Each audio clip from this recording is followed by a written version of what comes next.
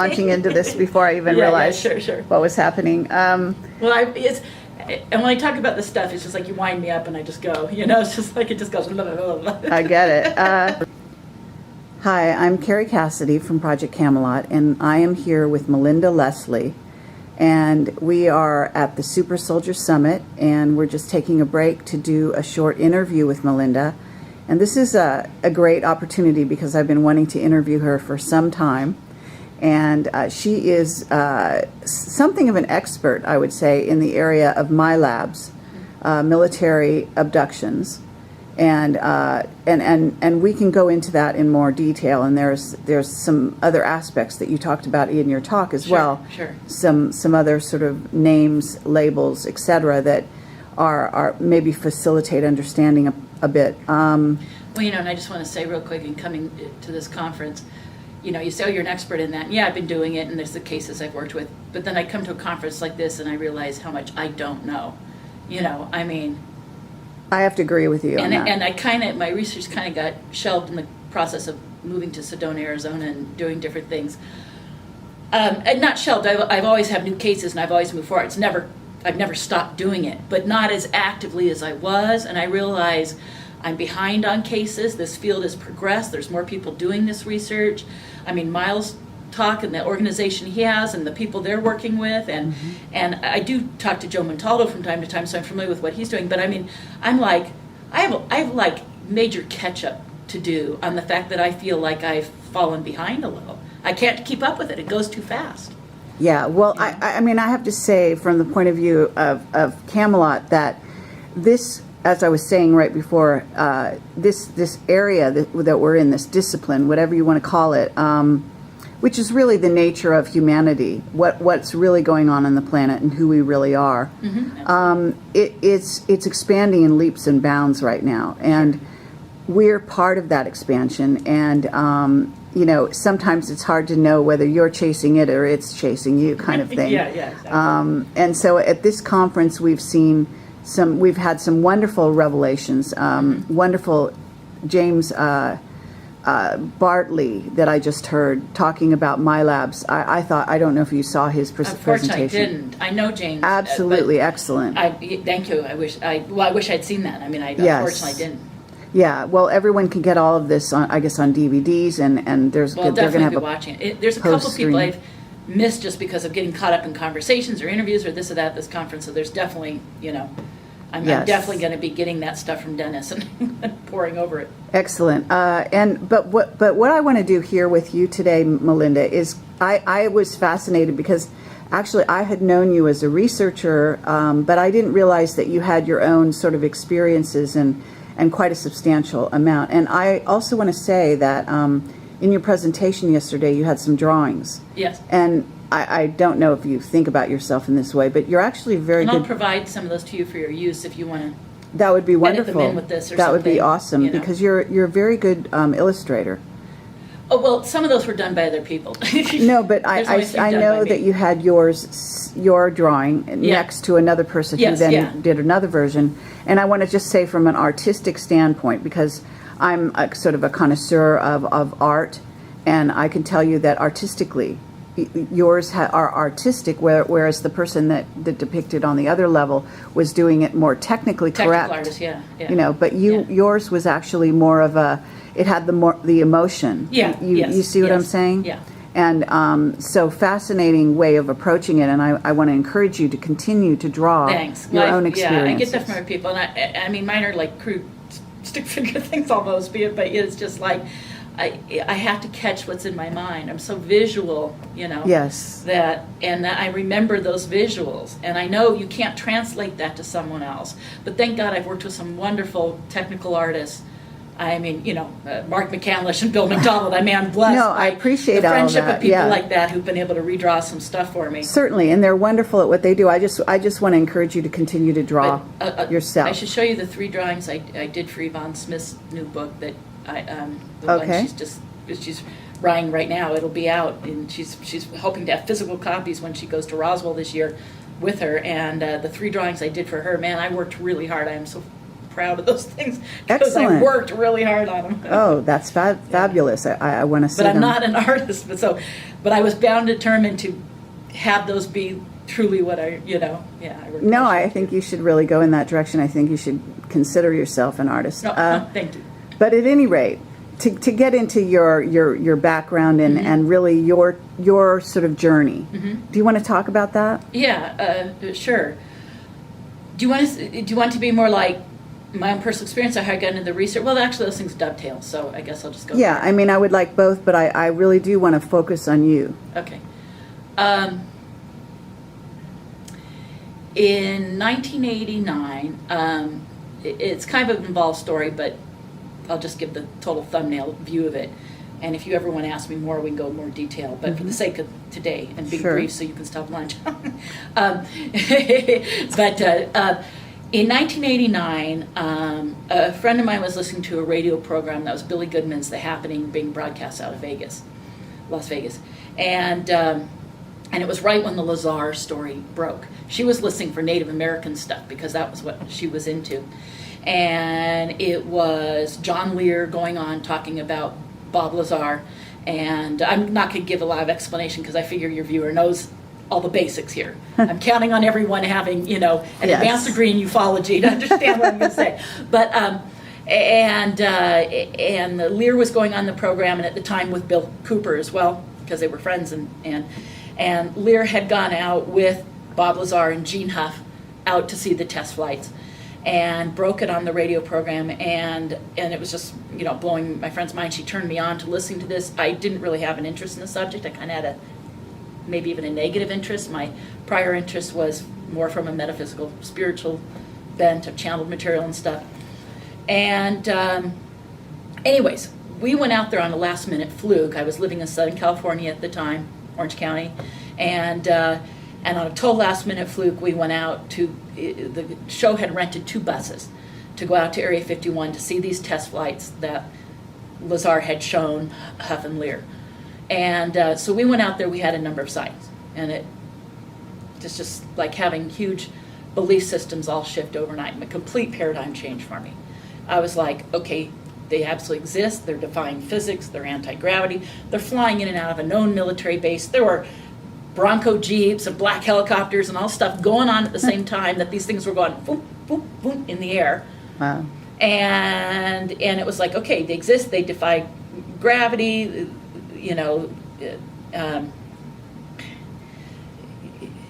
they're a different kind of physics. Like I said, they're flying in and out of a known military base, and the government obviously knows about it. So it wasn't only that UFOs exist, it was that they exist, they work with this kind of technology, they're and there's a military base involved, and the government knows about it because they're out there with them at the same time. And it was just like, okay, there's a government cover-up and they exist in their physics. And so it was all these belief systems just went ching, ching, ching. Well, something about having that was like inserting a key and unlocking something in my mind. And I started to have dreams at night about recalling, for instance, childhood alien abduction experiences. And it's a little more complicated, but again, I'm trying to be brief for you. And we were so into what was happening, we went back 2 weeks later from Southern California, all the way out. So, 5 hours to Vegas, another 2.5 out to Rachel, Nevada, little alien, and going to the mailbox road and the black mailbox. I mean, it's all that lore. It's totally there. Yeah. And I became involved with other researchers. I met Bill Hamilton out there, became friends with him, and then his wife Pam, and other researchers and friends that I still have to this day, my best friends. And like I said, had sightings, it unlocked something in my brain. We went back 2 weeks later, had more sightings, went back a month after that. So roughly in about a 2-month period, we'd taken 3 trips out there, sat out all night long multiple times, and incredible sightings every time. Well, all this was, like I said, unlocking these memories from childhood, from being a teenager. I mean, this was all in, starting in about July and August in '89, going into September and October, or August, starting in August of 1989, going into October of 1989. And so here I was, realizing I had had a lifetime of abduction experiences, and then I was also having current, present time experiences. For instance, in late fall of '89, went to bed one night, kind of had an alarming conversation with a roommate. We had a townhouse. This roommate and I, a friend of hers was going through some difficult stuff. She was kind of asking for me for my insight, maybe a little psychic insight kind of thing. And I went to bed that night just, thinking I want to sleep good and not have this on my mind. I have to work. I was a department manager at a clothing store, long story short, the next morning. And so I thought, I want to sleep good. So I sat in my bed to do a quick little, just like a little meditation, just to calm myself and sleep good. A little visualization exercise, probably done it thousands of times. And I reached for the light next to me, and I realized 2.5 hours had gone by. So, and then the roommate witnessed, she thought she heard prowlers in the house. She went to look. She saw the light on in my room. She knocked on my door again. I didn't answer. She finally opened my door. I wasn't there. And then she also claimed later that she saw a gray alien in the hallway in the house. So I had someone witness my missing, because I had 2.5 hours of missing time. She witnessed I was gone, and she witnessed an alien in the house. So this was kind of the whole beginning of my realizing I was having alien abductions. I had my whole life. My grandmother had a house in Yucca Valley, California, a little homestead in the middle of nowhere. Southern California desert, up by Integriton and all that stuff, My grandmother was not involved in that stuff. In fact, she thought those people were crazy. And I remember going to when there was the little airport out there when it existed in the early 60s when I was a little kid, so, and seeing the UFO pictures and Adamski stuff as a kid, Wow. But again, it was just kind of like, and I remember asking my mom tough questions, my parents, like, what's that, and da-da-da-da-da. And when I think back, and I think of looking at that stuff and my parents being that silly, and I go, well, no, why is it silly? There's pictures right here. So even as a kid, there was some part of me I think that already knew, obviously.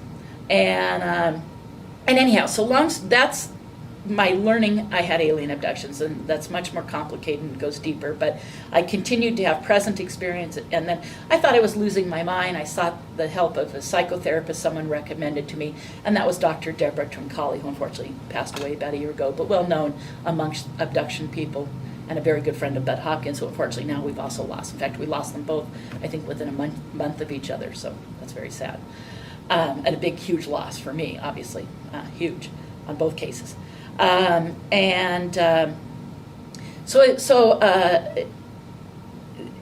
with that, like I said, I learned I had alien abduction. And then I had an experience it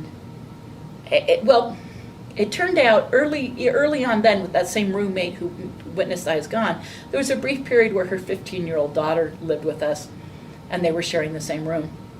And one night they claimed that they witnessed military men shouting orders at me in my room. And I had no memory of that, but they were adamant. They were like, we said we were woken up more than once during the night by these guys, clearly military language, clearly like giving you orders. You were in tears, crying, saying, no, you can't make me, I don't want to, whatever, and I didn't have any memory of it, but they were adamant. And then in July of 1998, I got taken with 2 male friends while driving on a mountain road.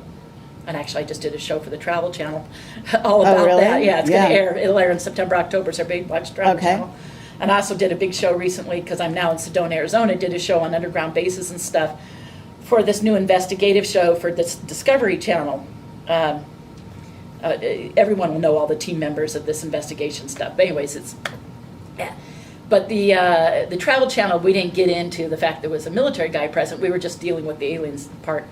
But we, long story short, I was taken with 2 friends, and all 3 of us ended up getting regressed by Deborah Troncalli. We had conscious memory. It was for the most part a standard alien abduction, driving on the road, the car getting stopped, being removed from the car, going on board, urological and gynecological exercises, blah, blah, blah. But 2 of us in regression clearly remembered that there was a man in naval uniform standing in the background. And so I had that. But then I was meeting other abductees who were having the MyLab experience. MyLab being military abduction. I figure your listeners, viewers know, but just in case. Military abduction involving alien abductees who then get targeted by covert ops, military and intelligence community, and have harassment, surveillance, re-abduction, interrogation, side testing.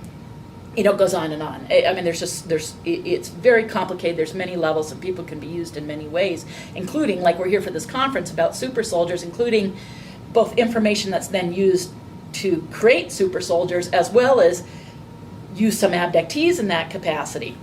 Right, as directly. well as actually what seems to be partnerships in a sense, in And a loose partnerships, sense yes. of that, Yeah. of the MyLab with a super soldier With a to super then sol- yeah, augment yeah. the super soldier's Exactly. So abilities or it's complement everything it. from, in the My Labs, they use the alien abductees for information that they can then apply to that program to directly using some. I mean, if you're an alien abductee and you're in the military, guess what?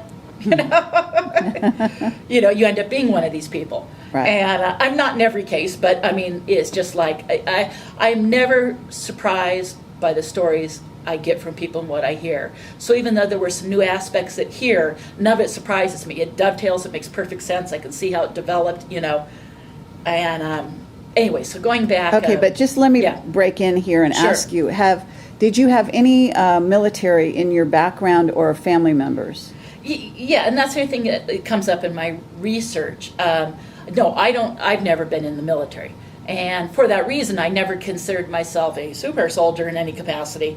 Although there's things that have come out here and things about my own experience that I went, well, there's a lot of dovetail. And was I used? And even though I wasn't a soldier, was I used in a super spy? And then I even joked with some people beforehand, and Lorianne on some radio interviews and stuff with her, that Lorianne, the producer, that's Lorianne Fenton, about there's super soldiers, there's super spies, and there's super technicians, and a lot of these guys who end up working at Area 51 and stuff. I could list a bunch of them, but a bunch of these guys, everything from. I don't know, I don't want to make some names Okay, too well, much on a tangent, but I'm saying, but they're like super technicians. They got involved in the programs. Were they soldiers? Some of them might have had some military background, but most of them not. And it's just because they were technical guys. Even the Lazar story, where I mentioned him already. Super technician, getting involved in the program, interfacing with ETs. The whole thing. Right. And so, but let me just say here that because I can read certain things off other people. Mm-hmm. Okay.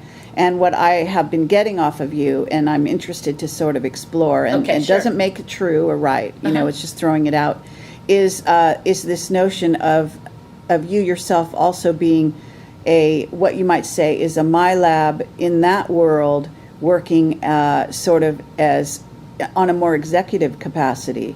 That has to do with not technician, Yeah. but more psychological sort of handler, facilitator for other MyLabs. well, that's interesting. I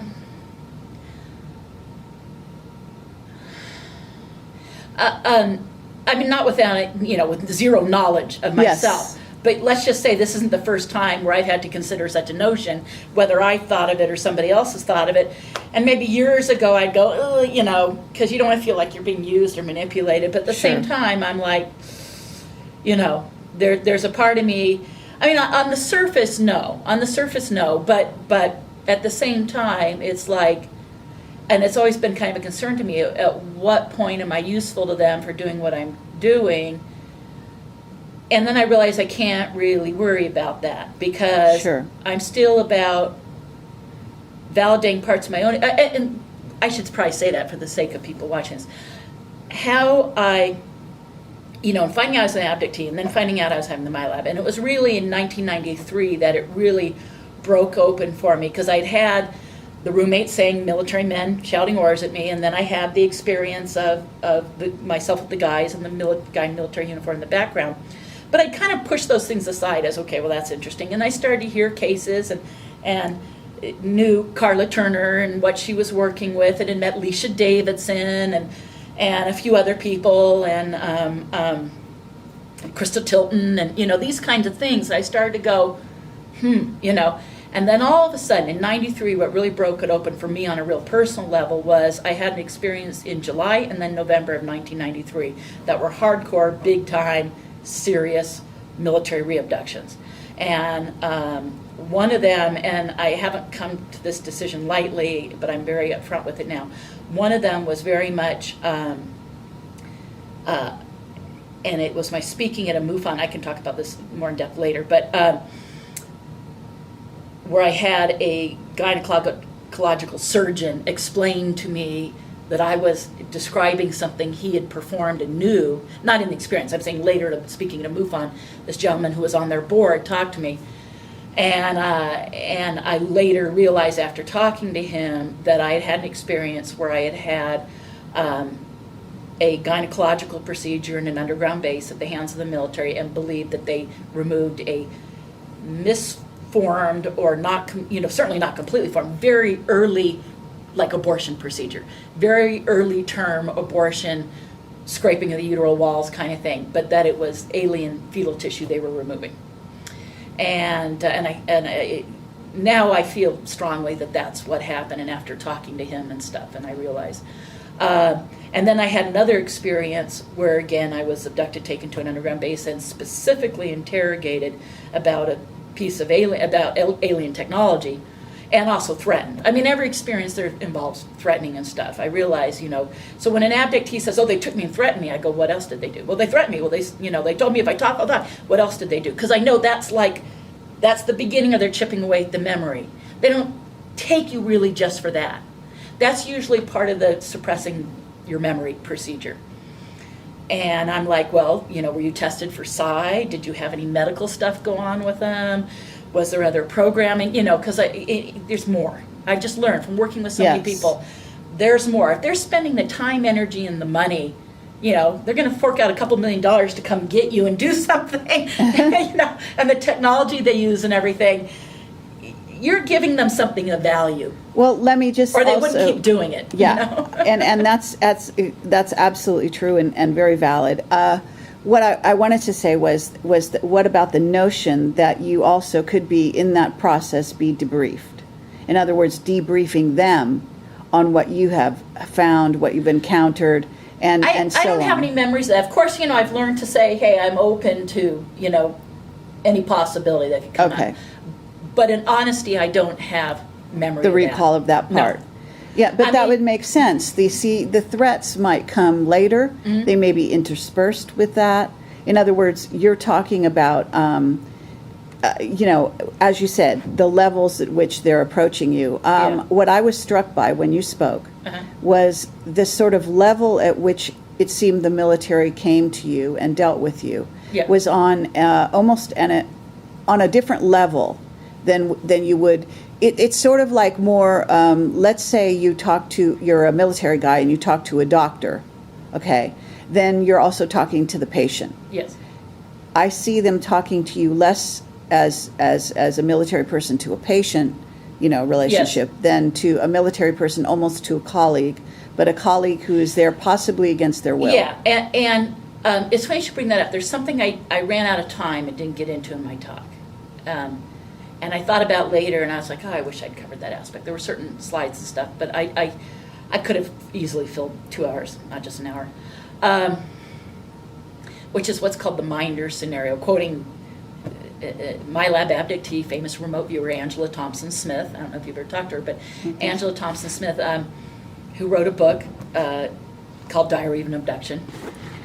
And but she talked about, and other people have too, this Minder scenario, which is, I guess it's another word for handler, but it's more like meeting these insiders who then give you information, or it flows 2 ways. They're also getting information.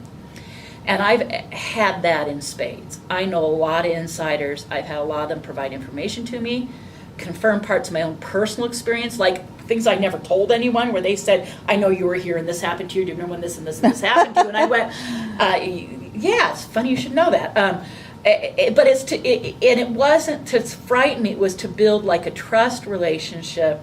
Now, I don't want anyone that I'm ever talking to about their experiences to say, am I sharing those experiences with people like that? Hell no, but that it's like they've made a friend of mine, they're following what I'm doing, they follow my research, and some of it's all very good and helpful. I mean, dear Jack Houck, who just passed away, are you familiar with Jack Houck? I don't think so. But so a lot of it's helpful and very wonderful, and some of it borders on being creepy, and I'm friends with some creepy people, but John Alexander.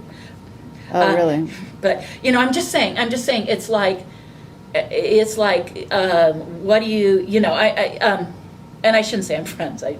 But I'm just saying, there's people who like pay attention to what I'm doing. And it's like, but I chalk it all up to evidence. If what I was doing was not significant, they wouldn't be paying attention. Sure. And at the same time, I've had a lot of these kind of people provide me very useful information. Right. And of course, I'm realize it could, I'm always cautious of that, that 10% misinformation, as they say, to lead you on, it's 80% or 90% legit, and watch out for the other. But I mean, when something doesn't fit, I put it over to the side. It's like, this doesn't fit, this doesn't back something up. But I don't feel I've really had anyone purposefully mislead me. In fact, if anything, they've really, for as many insiders and stuff I know, not that many have actually provided me any real information other than to verify parts of my own personal experience, but that they're very interested in my research. Well, and right. I'm like, so to that regard, Yeah. in that way I can say, yes, you're right. But I believe I've had 8 military reabductions. And in those, yes, there are a few where I only remember the interrogation part as being the fear and intimidation stuff. So what I was just accusing other people of I know there's deeper levels. There's experiences where I've explored that deeply, so that's something else could be there in those experiences. The ones I've explored deeply, like I said, one was all about technology, and I'd actually, and I don't know when this happened, so obviously I'd had a previous experience of some kind where they had given me some kind of post-hypnotic suggestion that if I saw this certain piece of technology, I would remember it. And then they did this whole procedure. Helmut Lammer, in his book, My Labs, wrote a chapter about me and wrote something that helped me realize something was happening to me that I didn't realize till I read about my story in his book. And I'm reading about me in his book, and I go, oh my God, that's it. And I didn't realize he was going to say that about my experience, but he had interviewed me over the phone extensively prior to that, a couple of times, I think. But it was that they had split a personality A, personality B, created an alter. That person be given the post-hypnotic suggestion to retrain a certain kind of piece of information, so that when they took me through fear, intimidation, pain, and drugs, they suppressed me, Melinda, personality A, accessed the alter that gave them that technical information, and I ended up doing a lot of deep work. I don't remember every detail, so it's like what they, tech people have asked me, and engineers and stuff. And I said, well, it was all very vague, but I remember I drew it for them, and they had like half of something drawn, and I drew the other half, provided them the rest of the information in that experience. And but that took a lot of work to try and figure out what had happened there. But again, for those few experiences that I've done that in-depth investigation of myself and hypnosis, hypnotherapy, I mean, thank God for Deborah Troncalli and Sean Atlanti and their help with me, and Bill Hamilton initially, and then now Yvonne Smith. I mean, it's really a useful tool when these people are good at what they do to help you fill in those gaps. Sure. And Barbara Lamb as well too. So I've worked with a number of people that have been a tremendous help, and I'm so blessed by having them in my life. And but I also have a lot of conscious memory. But anyway, so what I started to say is I did a lot of in-depth stuff to try to figure out certain experiences. But there's others. I mean, there's an experience once, a friend of mine, Shelley, and I had taken before moving many years ago in the mid-90s, before I just moved 2 years ago to Sedona, Arizona. But prior to that, Shelley and I had a trip. I had taken many trips over 25 years to Sedona. But on one of those, when Shelley and I went, we had a significant period of missing time. She remembers the car being stopped by military guys, and I was escorted away. That's all I remember about that experience. Yeah. So when you say that, part of me wants to go, oh, no, and I don't want anyone to think, oh, they can't talk to me, because it's like, you guys, I'm not willingly doing anything. Let me say this, because I don't want you to get the wrong idea by my question here, because, or my perception. It is my perception, and so I don't want to put it on you. I want this to be something of a stimulus that either, it helps to bounce things around and consider all possibilities. And, when you're a researcher, like I am in Camelot, I'm going through the same thing you're going through. In other words, I have contacts. Those contacts give me information. Sure. From time to time, some of those contacts attempt to get information. Of course. And obviously... That's their job. Yeah. Well, those contacts. And hopefully it means, I mean, my God, of course it means what you're doing is well on their radar. Sure. And I would expect that. And I see it as, and I chalk it up to evidence that what I'm doing is important, that these guys would spend the time and energy. Right. You know. But it's also important to understand when I'm saying contacts, in other words, these people, and I say this many times, but whistleblowers, contacts, even the ones that don't come forward but just come on a personal level to talk to you, they are doing so, they are often walking both sides of the street, so to speak, Absolutely. in the process.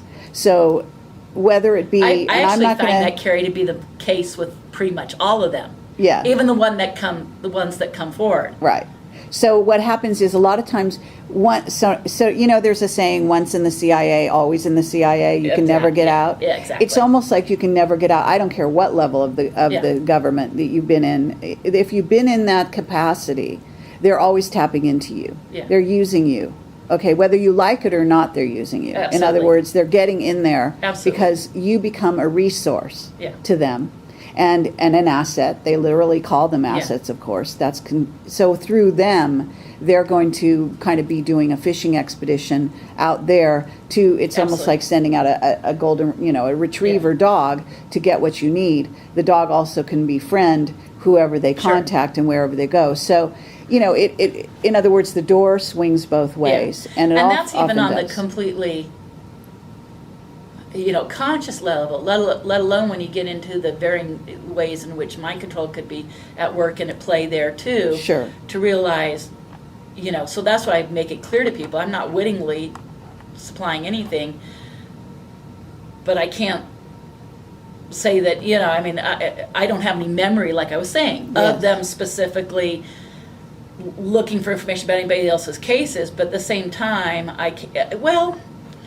in my experiences, that's not there. But again, there's experiences where I just remember the trauma stuff and I don't remember the rest. Right, but there's an interfacing going on Yeah. between you and the military in a very specific way. Yeah. That if you follow a trajectory from point A earlier in your Yeah, life, yeah. all the way to now. You had asked me, was I in the military? No, but we're family. And that's one thing I've done in my research. And so my case is very typical of others. I started to see these patterns. And Misha and I originally were working on a book together, Misha Johnson and I, and until she went out of the field for a while because her personal harassment and the threats to her family and her life got too intense. Okay. I mean, literally attempts on her life repeatedly that she pulled out. And thank God she's back and back in spades, and I welcome it so much. And she's so strong to do that. Because some people get it really tough. And that's the other thing I've never had, and that's the other thing that's made me always kind of curious. Yes, I've had tough stuff happen, but I haven't had half the crap happen to me that some of my cases have had. I mean, not even close. Miara and Misha and Leisha Davison, oh my God, and James Bartley, and I just think, oh my God, some of these people, what they've been through, I have not been through it that bad. But I'm some kind of usefulness, whatever. I mean, I totally would say I would not rule that out. I understand that. Yeah. But also what I was trying to say is military background stuff. Yeah, my dad was in World War II. I have other relatives that were in the military. Masons go back in my family. In this circle of stuff, people say bloodline. Well, I'm Leslie. There's a Leslie Castle. There's a whole history there. And I go, oh, okay, bloodline.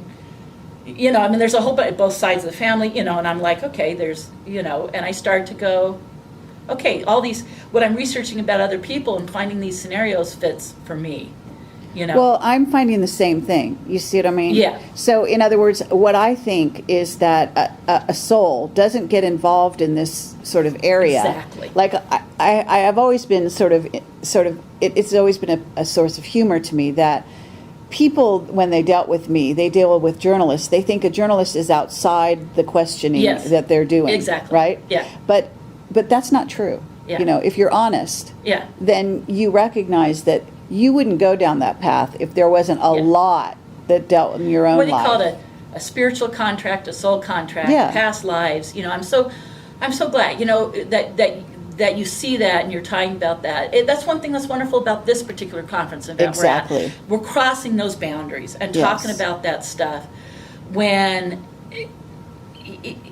and the paradigm is changing for how we're viewing these subjects to realize, of course, anything in life, there is a mental, physical, spiritual component to everything, and you can't have one without the other. And, Right. and so in this component, is there going to be a past life connection? Is there going to be a spiritual thing? Yes. I mean, so often in ufology, we try to be nuts and bolts and stick to the documentation and the evidence, and I came from there, and I had to put the spiritual stuff aside to gain credibility in ufology to now Right. come full circle to where I'm doing readings full time in Sedona, Arizona. Uh-huh. I mean, hello, to finally go, I accept that part of me, and I'm taking Yes. it back in, and I don't care what anybody thinks anymore. But Right. for years, I let that out of the equation so I would be credible in ufology. That's right. But I played that game because I had to, because 10, 20 years ago in ufology, you had to play that game. Yes. Unfortunately. But like I Absolutely. said, now it's changing. And so the mind control field, the super soldiers, the conspiracy fields, and ufology are coming full circle to go, wait a second, there are these other parts. And like you said, so you're drawn to the subject matter. Why is that? It's the truth. It's the It has truth. to do with you. In other words, we're all exploring our own sort of story, and sometimes we do so through others. In other words, and through service to others, and that in essence is what's happening here. So you're certainly doing a service to others, but in the process, it's revealing truths about your own life. Well, and that's the other thing that got said a lot at this conference is, because a few people here have been maybe afraid to get up and say something, or cautious about it, or agree to and then pull back, or and a couple of the speakers have said, look, you're either doing this. Ron yesterday, oh my God, I forget Ron's last name, but he was the one that had the severe TI, targeted individual electronic harassment stuff. That was just Right. like, wow. I mean, his case is amazing and very well documented, evidence based, and et cetera. But he said something about, you're either in this to make a difference or you're not, and I'd say that, to anyone else out there who's thinking the disclosure people, and the insiders, it's like, it's either, you're going public to make a difference, to get this information out there, bring out the truth, enlighten people, and change how this is handled, Yes, or you're not. that's right. Yeah, I said the same thing. And that overcomes so many obstacles. I forget the saying right now, the quote, but when you make that decision, the universe comes to your aid and provides you stuff, and things come to you and happen.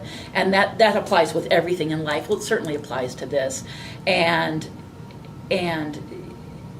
it's certainly like, ET abductees know when they gain that control and in their experience and they assert their will, the ETs go, whoop, and there's like a respect to that. They back off. People stopped, altered, changed their experience from learning to be really conscious and assert their will in the experience. That's right. Well, the same thing with the military guys. They respect when you're a strong person and you go, they go, whoa, Yeah, this that's right. this is not someone we can influence and control. Right. This is someone who is free of their own mind and overcomes the programming because they know who they are, they know where they're going, and they have a higher purpose to doing it.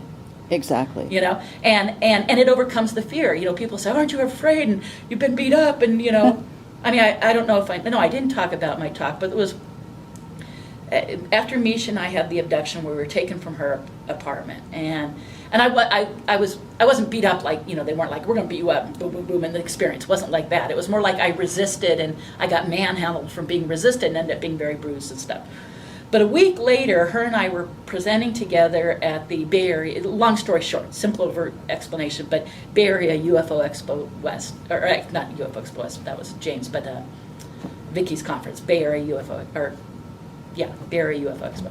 And Misha and I were presenting there, and a friend of hers from San Diego came up. I was in Newport Beach at the time. They drove up, we were going to drive up together. They called, said we were leaving. I jumped in the shower to get ready. I come out of the shower and I'm doing my usual routine. Next thing I know, I come to, like I'm snapping out of being in a trance state. I'm holding a blow dryer in my hand, so I'm holding it under the running water. Wow. Yeah. So obviously some programming or something took over, like stop yourself from going to this conference and presenting. And I've had other stuff. I've had that happen this weekend. But but anyways, I had my the blow dryer in the water. I threw it and jumped back. Wow. but that kind of thing. I know there was a point to my bringing up the story. I'm sorry, I just slipped my mind. Not enough sleep. But anyways, that kind of thing. Oh, what I started to say is so people say, why are you still talking when you've had these things and you've had these commands? I didn't get to that in my research, in my presentation either, but a lot of abductees in these military abductions in their MyLabs get given these commands to hurt themselves, stop themselves, should they start talking. And I've had people burn themselves, cut themselves because it was to stop them from doing it. I mean, Sure. Run their car out the road. I mean, how many abductees have run their car out the road because they were given that command?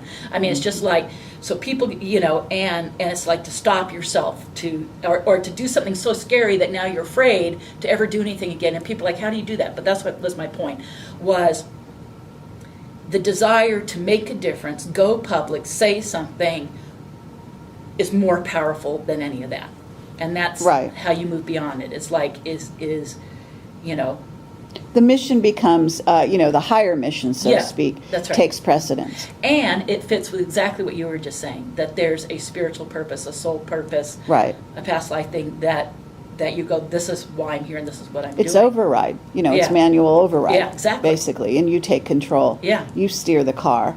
You steer yourself and your destiny, and the destiny contribute to the destiny of the human race going in a different direction. Yeah. Which is what we're really doing here. Mhm. And so, it's not for the faint of heart, so to speak. No. But I think more and that more doesn't people are mean gaining courage. People don't though. get scared and have stuff happen. It's just when the desire to make a difference is stronger than that, it's like you flip that switch and suddenly it's no big deal. And then I call it, I have my experiencer hat. There's the time when I'm the experiencer and I'm caught up in that. But so many times, and I have this kind of, people realize it's almost like a disassociative thing in my experiences to put on my researcher hat and disassociate with, oh my God, Melinda's going through trauma, put on my researcher hat and say, absorb, listen, go back, gain all the evidence. Because, it's like now, they don't buzz me with black helicopters anymore, because every time they do, I'm out there saying, here's the pictures and here's the, because Exactly. it's evidence. And even the insiders that I'm friends with, anything they say to me becomes evidence and goes into my talks and That's my right. presentations. That's exactly right. Yeah, and anybody who So they're not going to tries. say anything to me unless they want it public.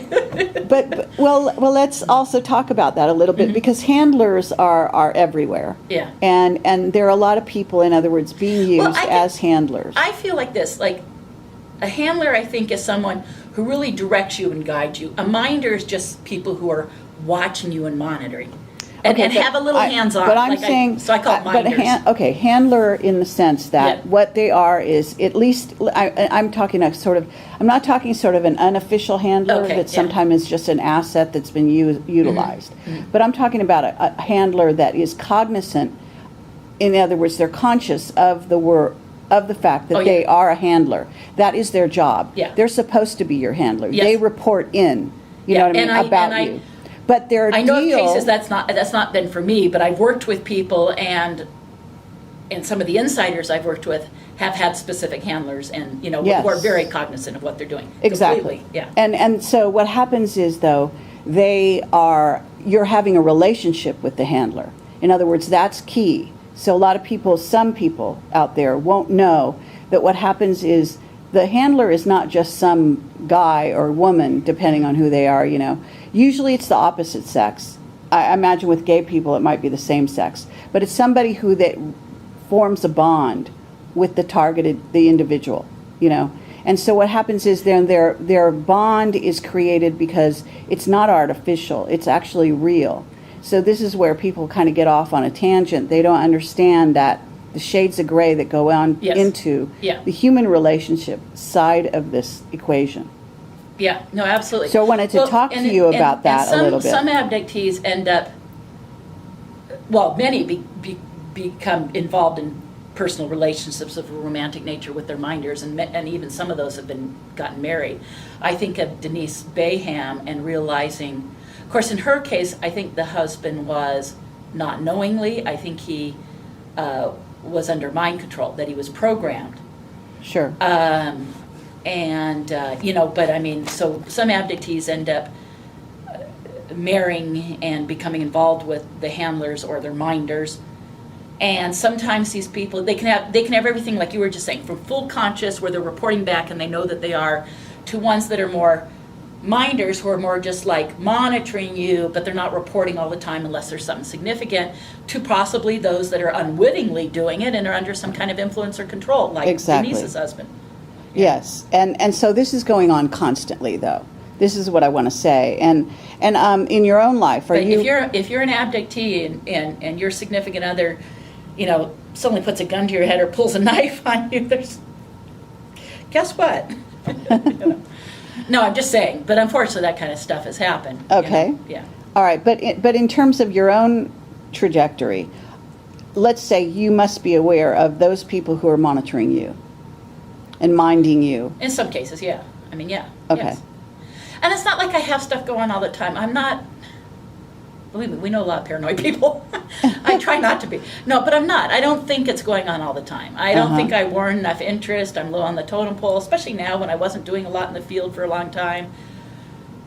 But every once in a while, something surfaced. I had something happen. A gentleman, I'll say to you privately, but not for the sake of the recording, but Sure. someone came. He knew some of the other minders and stuff that I knew. His timing for showing up was just a couple months ago. It had already been advertised as going to be at this conference. It was just, maybe it's, sometimes you go and, is it all just a lot of amazing coincidences? Or is there something going on? Yeah, exactly. And sometimes you don't know. But the way he showed up in my life, and he's a nice man, we became friends. He's friends with some of these other guys that I know, but I'm like, here's another one. Right. I talk a lot with Randy Kopang, researcher in this field, who wrote, you should interview Randy at some point, but Camouflage Through Limited Disclosure, and his extensive work with Bill Uhhouse and Bill Uhhouse's family. Oh, okay, about yes, I would be about very that whole- interested to hear whole about case. that. And his Bill Uhhouse is now deceased, but Randy still talks to his son. And Right. Very interesting. But I'm constantly, because Randy and I share, and we do research together all the time, so whenever anything like this happens, I call Randy and go, guess what, Randy, because he's the one person that understands and gets how it works, and sure enough, and it was just, the timing was interesting, and one of the Minder people passed away, and I feel like was the torch being passed to one of his friends in some way. Oh, interesting. Yeah, Yeah. And yet Right. the man's really nice, and I don't have any problems. So, again, I don't see them all, when you meet an insider, don't instantly be paranoid, especially if you're a researcher in this field, seize the moment to get everything you can. Yeah. And be careful what you say, because they know anything they say to you, you're talking to others and you're going public with. Well, same thing. Assume that anything you say to them is going the other way. Right. But it can become a useful thing. It's not all bad. Well, I mean, the other part of it is sometimes your handler can be a white hat. In other words, as I sure. was trying to talk Oh, yeah. about, walking both sides of the street. Yeah. In other words, it's also important to understand that what we're finding here, and even at this conference, the Super Soldier Conference, like, people think the word super soldier, as we've talked about, can be somewhat misleading. But, Yes, yeah. And on a certain... It's like my lab. These have become these catch-all terms that no Yes. longer apply. Right. But I would even say that a wider, even also, in a sense, you could say, all super soldiers are my labs, but all Yeah. my labs are not super soldiers. Yeah. So it's kind of a funny thing. The designation of my lab with me and in my research specifically meant alien abductee being used. Right. But now I realize my lab means a bigger subject, so that's why I started to call my research, and I'm trying to get people to pick up on the term. I don't care about the term, it doesn't matter, but I think Right. it fits better to say a reverse engineered abductee, because in ufology you say reverse engineering, everyone thinks of crash retrievals, and they get it. If they're knowledgeable, they're like, oh yeah, totally get Right. it. And the insiders and they're being involved in the program, and you get it. And I'm thinking that's what's happening to the abductees. Just like the technology is being reverse engineered, the abductees are being reverse engineered. Or they're facilitating the, as we've said, the Same thing. engineering But of yeah, that's what I mean. Yeah, okay, so fair enough. But what I wanted to say was the idea being that if you're dealing with a handler or a minder, so to speak, and they are sort of crossing over to your side, what happens is you also get the opposite side of this. Sure. And what I wanted to bring up, because I just did a very sort of explosive interview with Michael Prince and James and let's see, Max Spears. Oh, yeah. And we're Max's talking story about just fascinates the heck out of me, and Michael Prince. But we're I'm just like, talking about, you know, in other words, they're coming from the very opposite side. They are working for the what I call, you know, the man, Yeah. for the lack of a Yeah. better terminology, and you know, or the Illuminati, Yeah. and they're proud of it. And in other words, they're deep in, Yeah. and they don't want to come out. In other words, they're doing what they're doing. So they're here at a super soldier conference. People have this idea, oh, super soldiers coming out are They're not all whistleblowers. disclosing, no. They're not, you know, they're The not same like, in ufology. yes, We have researchers in the field that have their feet securely on both sides. yes, absolutely. You know? And their deal to come forward, and this was true of Leo Zagami, for example, an Yeah. Illuminati, you know, whistleblower who really, in a sense, he was always going to go back on the other side. Sure. That was part of his trajectory. That Sure. was the plan. Well, you know who helped me to understand that? I mentioned Bill Uhouse earlier. Bill Uhouse said, I was told to go public. I can talk about this. I can't talk about that. Right. He was always up front, and then he went back in the program later.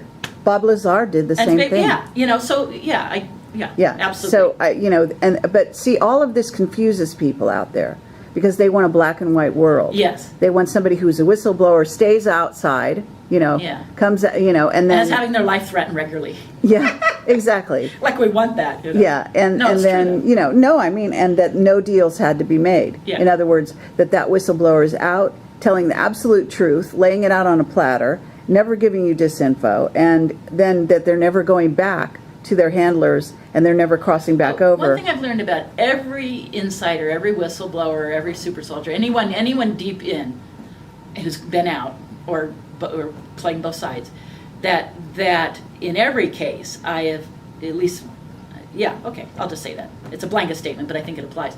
In every case, they know what they can say and what they can't. They know where that fine line is, and they know what'll get them killed. So don't assume they're telling you everything. They're not. There's things that they aren't telling you because they know if that's the one thing that would get me killed. Right. Or get a family member killed. Or get a family. Yeah, actually, and I'm glad you said that. Often the case, that's what's the more significant. You know, that they do tell these people, we will kill your children, we'll kill your grandchildren. And yeah.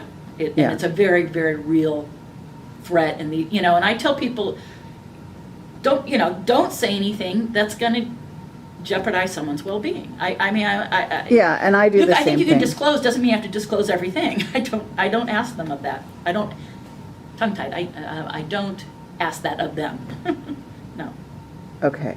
Fair enough. Well, I think this has been, a great conversation, and I think this will help people, at least because we both come at it from the point of view of both researchers and interviewers and experiencers, if you will. Yeah. Contactees, you asked me whatever you earlier, wanna and I call it. think this is important to say on tape. You asked me, I think, before we were recording, do I kind of do any therapy, hypnosis? No. I'm not a therapist in any sort. I'm not trained in any of that.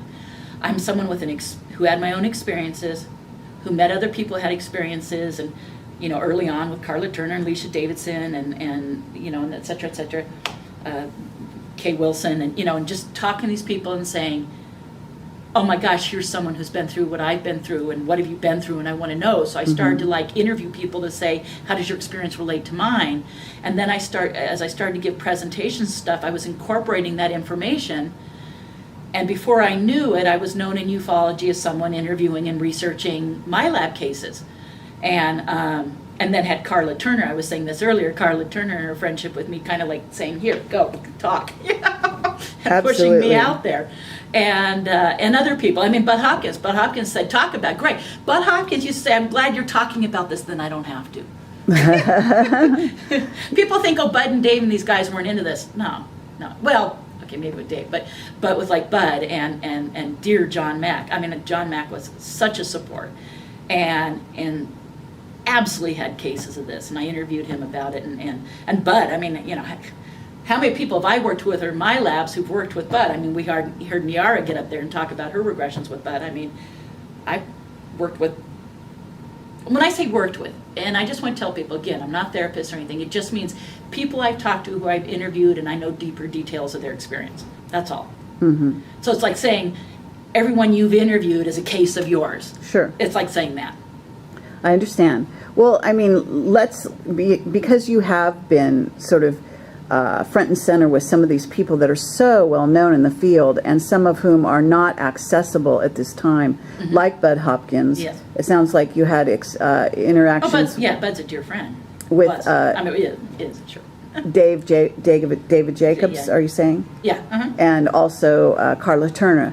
Can you tell us something And John about Mack each? and John Carpenter Absolutely. and Leo Sprinkle and All right. I mean John Carpenter, Leo Sprinkle all have had a couple hundred cases each of people who've had the MyLeft. I mean, it just became where it was just such a known part of the abduction research that the researchers had cases of this and were working with people. And some of them, like John Carpenter and Leo Sprinkle, shared information about their cases. But a few of the researchers kind of put it on the back burner because, well, quite frankly, in all honesty, the subject scared them. They didn't know what to do with it. It took it to another level of reality for them. And I understand that. It's changing. I mean, we're talking, 20 years ago, and you thought I know even that. up till 10 Yes, years ago. it's changed but a it lot. is changing significantly. Yes, yeah. And now, like absolutely. I said, I'm out over in Sedona taking people out with military night vision goggles to have sightings and doing readings and stuff. And I'm so busy working and stuff, I've kind of, in 2 or even 3 years, I realized I'm behind the ball on this subject. I mean, Miles Johnston and what he's doing in England and Ireland with the cases and stuff, Amish, Yes. what they have. I didn't know he'd taken up. I mean, I've known Miles for years, but I probably hadn't talked to him in almost 2 or 3 years, and I didn't know that they were doing that. Yeah. And I'm like, wow. And I'm like, I got to talk to you, get up on your cases. Joe Montalvo's got all these international cases. I'm like, okay, I guess I need to get on the ball with my research. Yeah, no, I hear you. Get up to speed, because Yes. you hold back for 2 years, and you're not in the loop anymore. Sure. But just because I know people are going to ask about Carla Turner, for example. Sure. She was such a rich source of information, and Just came gutsy, just yeah. balls out, man. Good for her. And so, can you talk maybe, I don't know, anecdotally or any other way? Is there anything you can say to us about maybe Well, just a short? I have to admit, I mean, I knew her and we were friends, but I didn't know her that well, unfortunately. But she was supportive of what I did. There was a wonderful time. Again, Randy Kopang did an interview that ran in a couple magazines where he sat Carla and I down and interviewed us together. And I think Carla and I learned more about each other's stuff in that interview. But she was just a wonderful, just an incredible powerhouse, gutsy lady. Helped a lot of people, and influenced me both for her determination and her guts, and her willingness to say it, and her spunk, and I'm glad to say that I knew her. But I want people to know it's not like I was really good friends with her. Yeah, we were friends, but casual, Yes, Yeah. I appreciate that. Okay. What about, is there anything you want to say about either David Jacobs or Bud Hopkins? Oh, yeah. Well, Dave's caught flack, but Dave, I think Dave's done a significant contribution. I mean, he has his own views, and I respect that,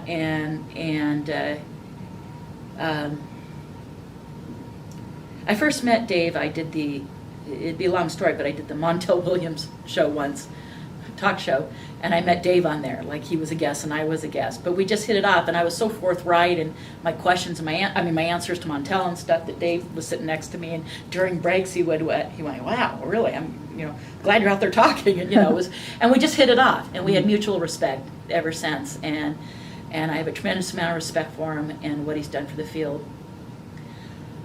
I don't know what to make of the recent attacks, but but I feel like I know him well enough to know. Anyways, I better leave that alone.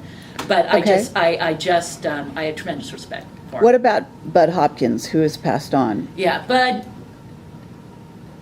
I mean, Bud was, again, these guys have strong opinions, absolutely.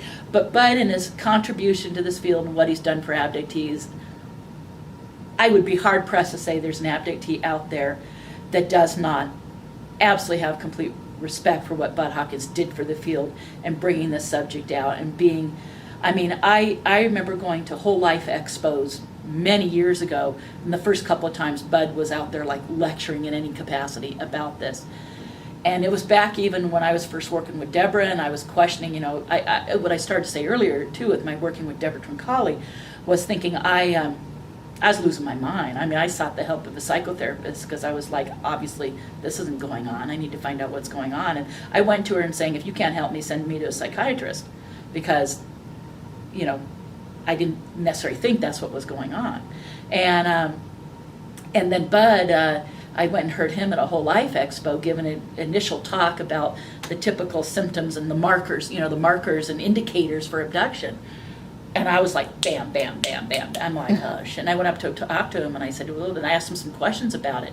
And he said, obviously you've had this happen. And I go, well, I don't know. And he said, well, you have all the ear markers for it, And anyhow, he never regressed me, but he regressed so many people I know, so many cases I've worked with. So I know he was good at it. What about the MyLab? How was he familiar with that side of things? Yeah. Yes, and more open to talking about on a private sense. He had a public persona to educate the masses in general about abduction, to give evidence for it, to help people understand these people aren't crazy, and he fulfilled that role. That was his role out there in ufology and the bigger community as well. But he did have cases of it. So many people I've worked with had regressions from him. He regressed people over their MyLab experiences. Angela Thompson Smith had a military abduction while staying at Bud's apartment in New York, staying there to get regressions from him. She had a military abduction from his apartment, And anyway, so so he was aware of it, but guarded, and that's why he said, "I'm so glad you're out there talking about this, because then I don't have to." Yeah, that was his attitude. But let me just say, because in a certain sense, the MyLab stories have been slower in coming out. Yeah. Well, and I used to be mad at the research community for that. I used to be mad at them because they held back on that stuff. But, John Mack in his conversations with me and stuff was like, until I get a better handle on this, until I understand why. But even John Mack was still having to put his head around that abductions were something physical, not just interdimensional. So, he had his own belief system he was dealing with. Right. So then you take MyLabs and add that in his cases, and he was just, exploded his mind. Right. Luckily, I had this wonderful thing where I interviewed him with Danny Sheehan, President. Danny Sheehan's a dear friend, thank God. Such a help. Thank you, Danny, for everything. And so to have Danny there, and that intellect and that mind and that understanding, who totally got it, and helping John to get it and wrap his mind around, and John's like, but it took it to a level of, I used to say, when I first started doing the MyLab stuff and went public, not only was it from my own experiences, but a big part of my message, if you will, was how this is such strong evidence in support of alien abduction. If alien abductions weren't real, why were all these people being targeted and having all this stuff happen? And it meant that their alien abductions were absolutely real, that anyone in an intelligence or military community would care at all about what happened to them. And John was still at that point of realizing, this makes it so real, this makes it so physical. Because John was like, Right. I can handle with these alien abductions being interdimensional, but these are physical experiences with the military where people are being taken and abused and beat up and having threats to their life and having their computers hacked and their phones hacked and their mail hacked and their family members being threatened. And John's like, what do I do with this? And I said, John, if this is real, of course that's happening. I've always said that in my talk. This has become a matter of national security because millions of people are having abductions by alien beings, off-world beings, and that's why it's become a matter of national security. And John was like, oh my God, you're right. And boy, am I glad you're talking about this so I don't have to. Yeah, I mean, You know? what I want to say, though, is what happens is the military is implicated. Yeah. See, once they're implicated, then you have to go to a whole new paradigm of what is really going on. And Yeah. instead of suddenly, they're not just observing the people that are Yeah. having experiences with off-world beings.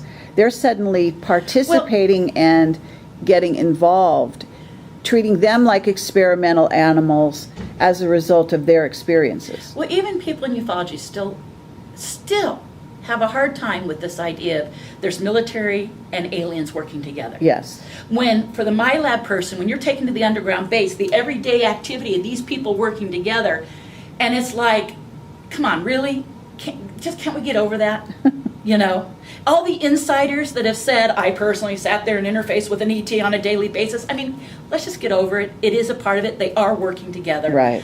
We have to, especially when dealing with like the disclosure subject, we've got to get over that or we aren't going anywhere with the disclosure subject. Right. Absolutely. Yeah.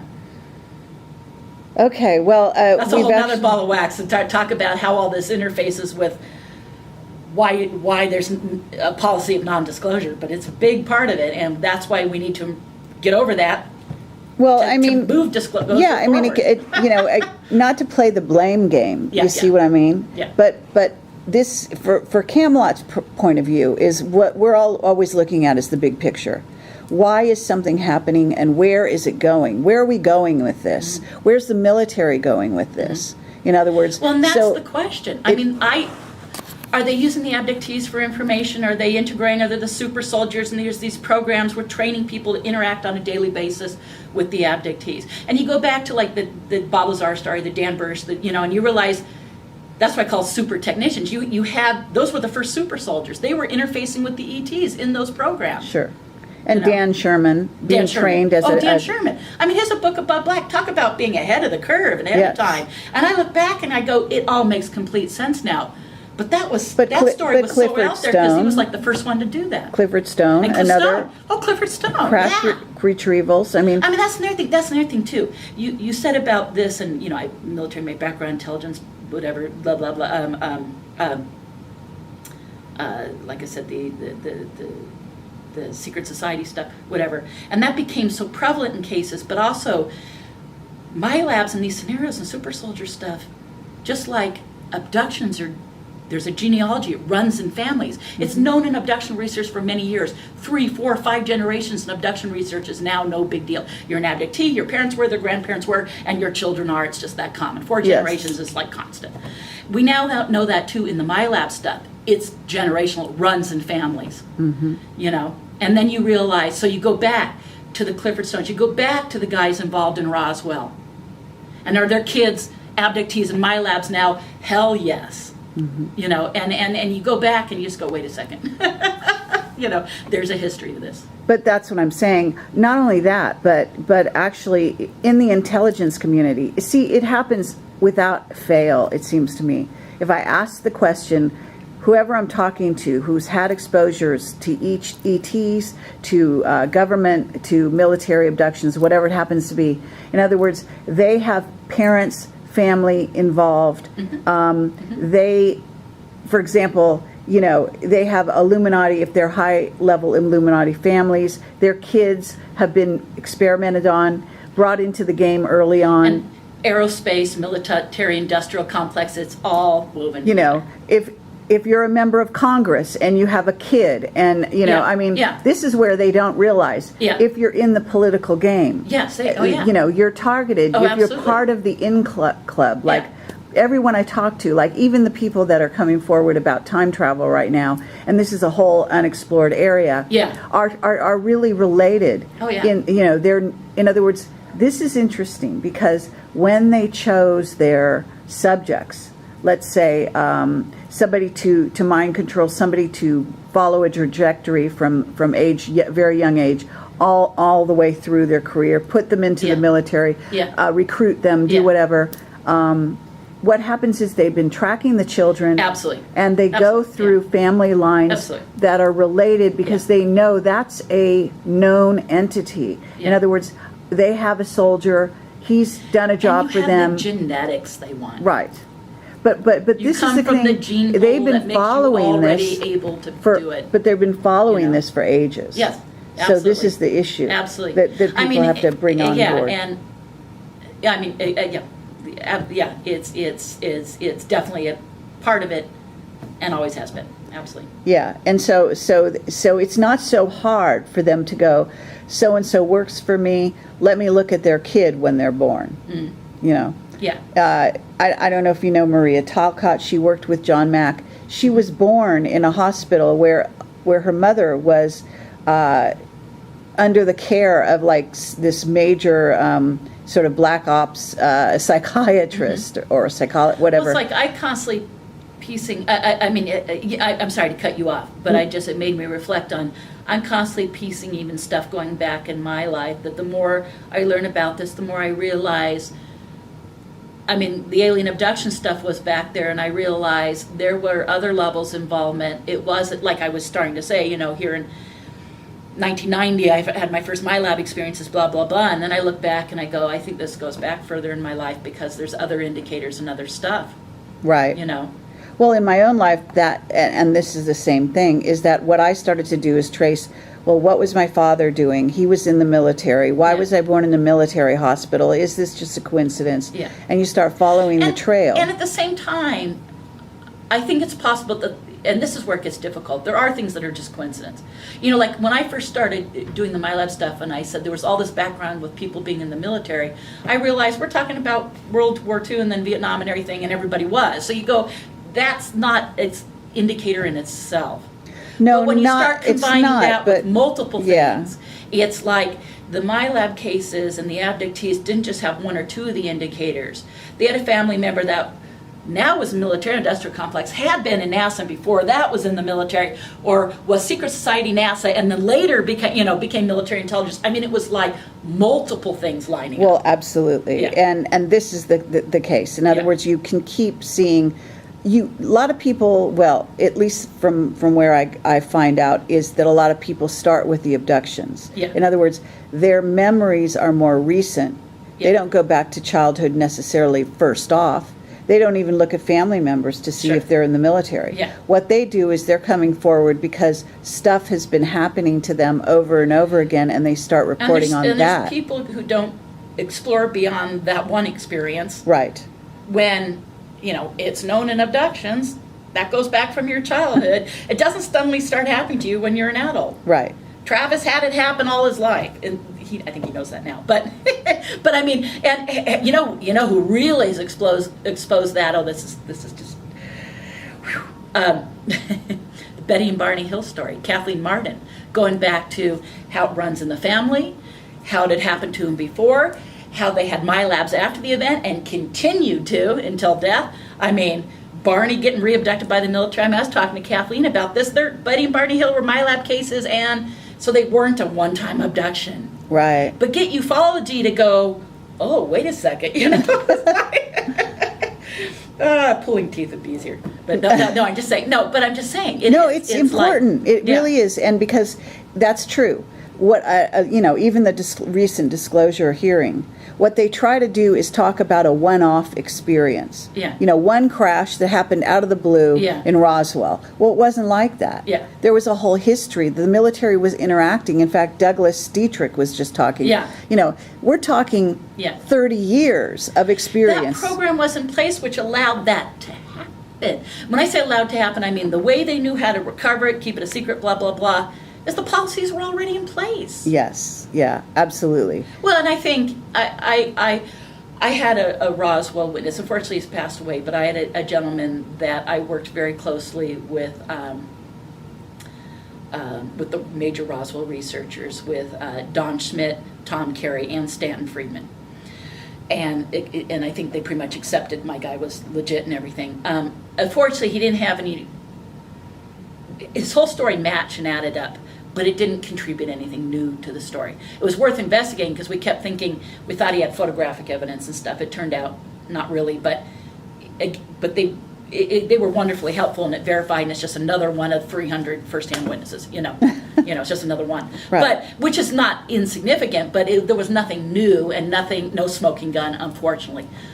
But in working with that gentleman and working with them, that Don Schmidt and Tom Carey and Stan know the bigger connection.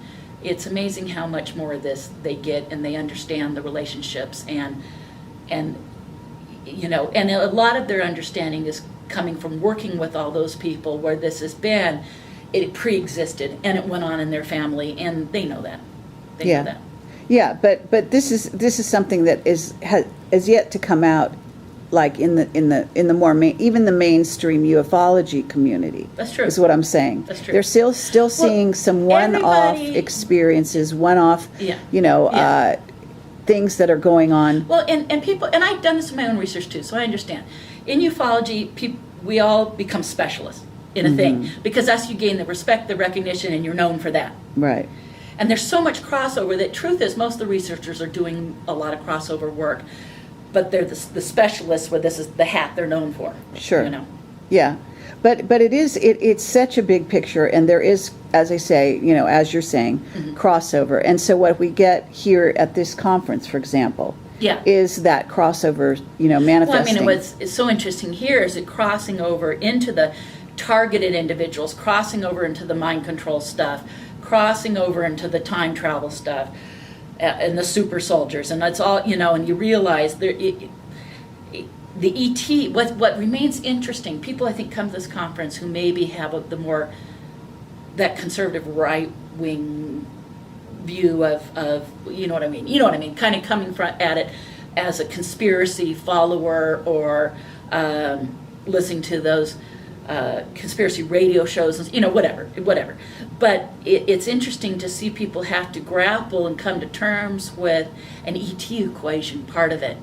Sure. And because so often so many of those other subjects are seen separate, yet there's an ET equation. Yet anyone who's looked into the mind control thing for very long realizes how many of those mind control cases are also MILABs, are also ET abductees. Yes. And you go back to Kathy O'Brien and blah, blah, blah, abductee, But it's like, to grapple with bringing the ET part into the equation, it's interesting.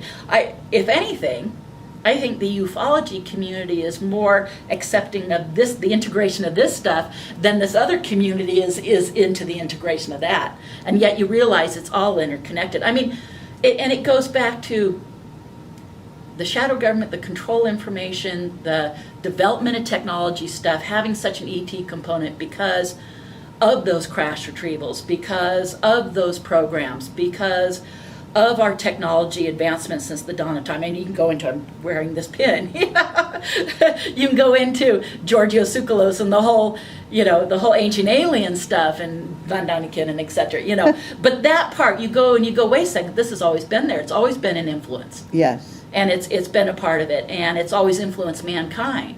So that these other conspiracy subjects would eventually start to unravel, and here be the alien thread.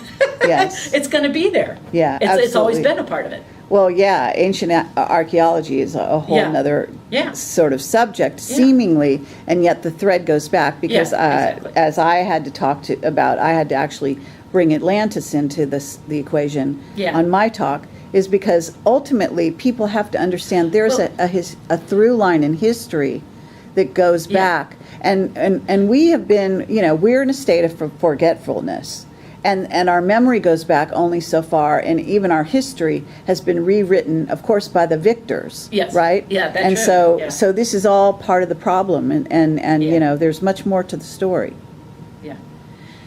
And I think it's so important to have the open mind to consider all the possibilities and stuff, because it doesn't mean all of them are right, but at least consider it, bring it in, look at it, does this fit, where do I plug this in, if it doesn't, put it on the back burner, because there's such an interrelationship. There is, and then the artificial intelligence. What I'm noticing is that a lot of people were willing to consider the machine reality, but they didn't want to go to the AI side of it. Yeah. And that's a really big growing component that people need to look at. Sure. And it's fascinating how, of course, the drones are starting to bring that in sort of a more mainstream way. Even for a long time in my research, I really tried for 20 years to sidestep the involvement of even the mind control stuff in it. And then when I realized, well, how are they suppressing the memory, and how are they able to conduct this? Well, it's, mind control by the book, mind control 101 procedures that they're using with fear, drug, hypnosis, intimidation, and technology, that they're using. And I'm like, okay, I couldn't ignore it anymore. But I'm not a mind control. That's just, I come to a conference like this because this is where I come to learn about that stuff, because I admit that's not my area of expertise or knowledge. I don't know. Okay. And I don't wish to become a researcher in that, but I want to know how it fits with what I do research. Mm-hmm. Again, it's kind of, I admit, yes, am I doing this to help others? I'm out there to make a difference and to educate and change. Yeah, sure, we always said that. But I totally admit this is still about me trying to figure out what's going on with me and what have I been through. And ultimately what drives me is coming to terms with my own experiences. Fair enough. Well, I think this is a good place to Sure. to call this a day, Yeah. and go back to the conference itself. Yes. But thank you so much, Melinda. You're This welcome. is great. Anytime. And a great conversation. I've always applauded what you've done. I've been a big fan of Camelot for a long time. And Thank you. I mean, just to have a resource to bring out this information and to support the whistleblowers and support the insiders and understand those complexities, I think this has been a tremendous resource, certainly within ufology, but even in the grander picture. And I've applauded it for a long time, so I'm honored to be interviewed by you. Thank you. Thank you. Okay, and likewise to you, because Thank your work is very valuable, and I want to draw attention to it. So. Well, and I try to also, I said it's very self-centered, and it is, but I'm also always about helping people who've had the experiences and trying to be a place and a resource where people who've had these experiences know there's someone they can talk to about it. Absolutely. And that's always been there for me. Wonderful. All Okay. right. All right, Thank thank you very you. much.